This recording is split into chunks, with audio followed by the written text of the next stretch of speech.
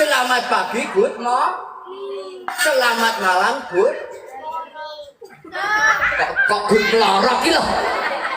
Selamat malam iki good night apa?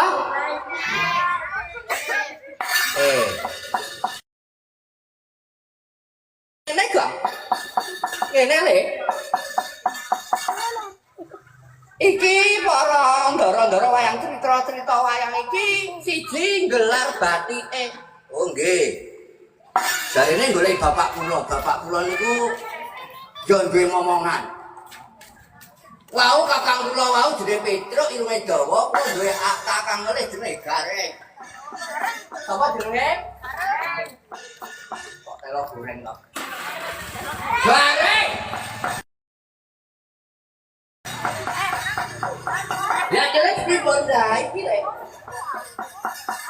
Gelar batik kok barang setitik iki yo dipengeti sing duwe peringatan hari batik iki dudu wong dunia, dudu wong kantoran ning wong warga-warga iki duwe batik mung padha nyambut gawe. Oh, wis ngertos.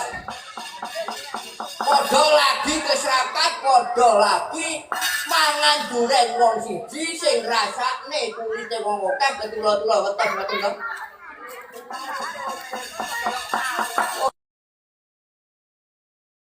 Kowe gak ngerti gak? Kowe gak ngerti gak ngerti kok. Lah niku jenenge konsepsi gotong royong tibeh mati set kabeh. Mati siji mati kabeh, bukti siji bukti kabeh.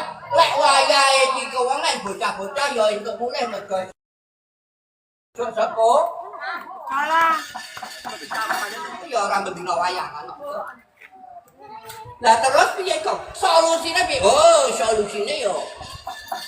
Diceceni jagat sak isine lek kabeh kuwi lek arep ndonga ora usah ditunda-tunda, lek pengen slamet kuwi aja pengen ning dilakoni.